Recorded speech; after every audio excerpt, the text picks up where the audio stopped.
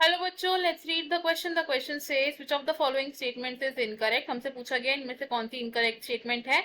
Option one, with in the chloroplast the membranes are sites for light reaction while the chemiosmotic pathway occurs in the stroma.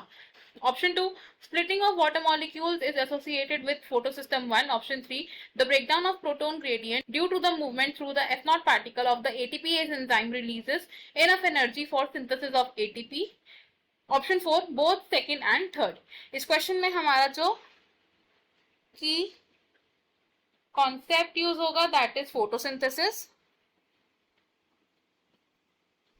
Photosynthesis को हम कैसे describe करते हैं? It is the conversion of light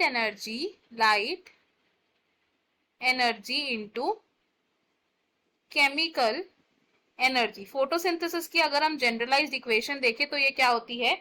it is 6 molecules of carbon dioxide combine करते हैं with 12 molecules of water in the presence of chlorophyll and sunlight to produce one molecule of glucose, that is C6H12O6, and 6 molecules of oxygen evolve होते हैं and 6 molecules of water form होते हैं. अब सबसे पहले अगर हम बात करें ऑप्शन नंबर 1 की, तो फोटोसिंथेसिस में दो फेजेस होते हैं which is the light dependent phase and light independent phase, जिसे हम डार्क रिएक्शन के नाम से भी जानते हैं. जो लाइट फेज होते हैं इसमें होते हैं लाइट डिपेंडेंट रिएक्शंस.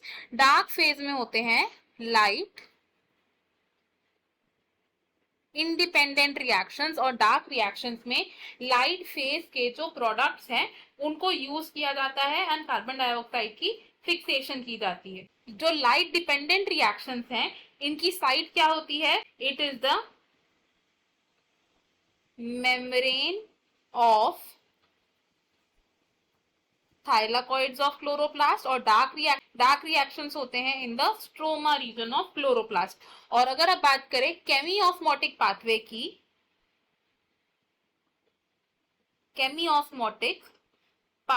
तो केमियोस्मोटिक पाथवे के दौरान क्या होता है? एटीपी की सिंथेसिस होती है by inorganic phosphate and adenosine diphosphate. और ये जो केमियोस्मोटिक पाथवे है ये भी कहां पर होता है? In the stroma region of chloroplast due to the development of a proton gradient. Due to proton gradient. अब अगर बात करें सेकेंड ऑप्शन की, फॉर ऑप्शन नंबर 2, तो स्प्लिटिंग ऑफ वाटर को क्या कहा जाता है? Splitting of water during photosynthesis is called photolysis of water. और वाटर की स्प्लिटिंग किसके साथ एसोसिएटेड होती है? It is associated with the photosystem 2. Water की स्प्लिटिंग कैसे होती है? तो 1 मॉलिक्यूल ऑफ वाटर ब्रेकडाउन होता है into 2 protons, 2 electrons and a nascent oxygen. Option 3 की अगर बात करें रिगार्डिंग केमियोस्मोसिस, तो केमियोस्मोसिस के लिए हमें रिक्वायरमेंट होती है एक एंजाइम कॉम्प्लेक्स की which is ATP synthase enzyme. और ये एटीपी सिंथेज एंजाइम अरेंज्ड होता है इन थाइलाकॉइड मेम्ब्रेन. थाइलाकॉइड मेम्ब्रेन में किस तरीके से अरेंज होता है? तो लेट्स अज्यूम ये क्या है? It is the thylakoid membrane.